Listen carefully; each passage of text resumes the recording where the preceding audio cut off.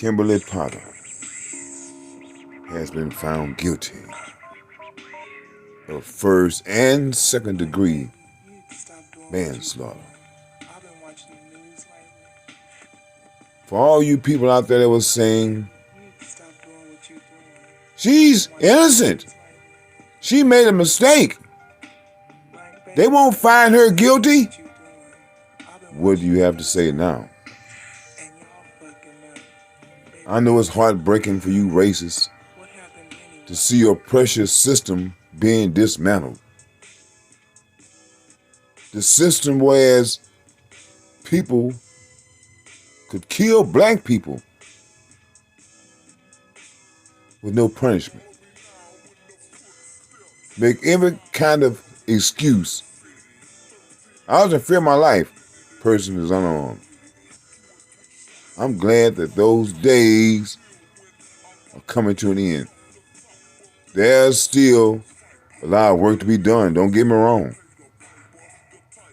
But still, it is good to at least see these cops get some time, even though I'm not satisfied with the amount of time they get, because average citizens will get more time for the same offense. And by these being cops that are supposed to uphold the law, their punishment is supposed to be greater. Supposed to be. They get slaps on the wrist.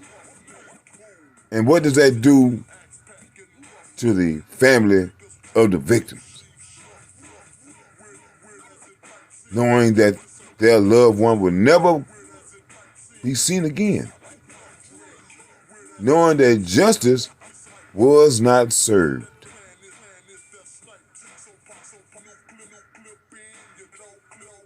So I'm semi-satisfied. She should have been charged with straight up murder. But you know how it is, when they really don't want to charge a cop, they're charged with manslaughter, which brings a lesser, not that much time. But this lady is supposed to be a 26-year veteran, making bonehead mistakes. Reminds me of that other lady, Amber Geiger, who made a mistake, went to the wrong floor, made another mistake, went to the wrong house, but did what she set out to do, was to shoot Botham Jean. They might not want to say that or admit it, but I think that she intended to kill Botham Jean, because there's no way that you can make that type of mistake. And speaking of boneheads, this other guy, Derek Chauvin, intentionally killed George Floyd. Stayed on this man's neck until he knew this man was dead. And I don't think he really just gave an excuse. This man just a flat racist killer. And you can look in this man's eyes and tell that this man is pure evil.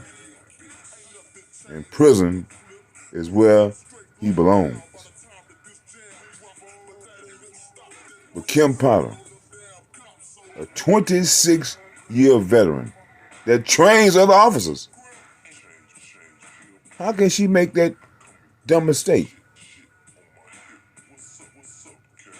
It wasn't a mistake, if you ask me. She knew that Dante Wright was about to flee.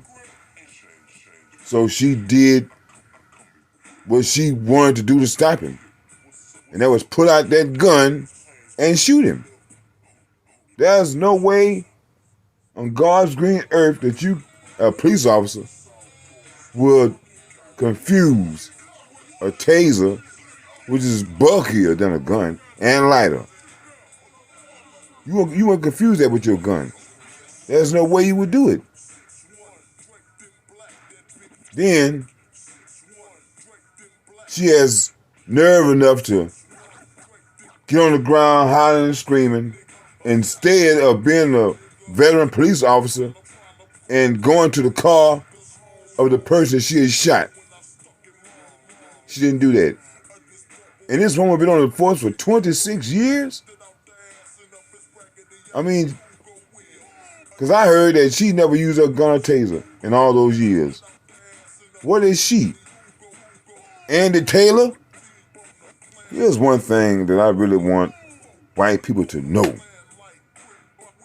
With the history of white people killing black people, especially cops, every black person is nervous when a cop pulls them over.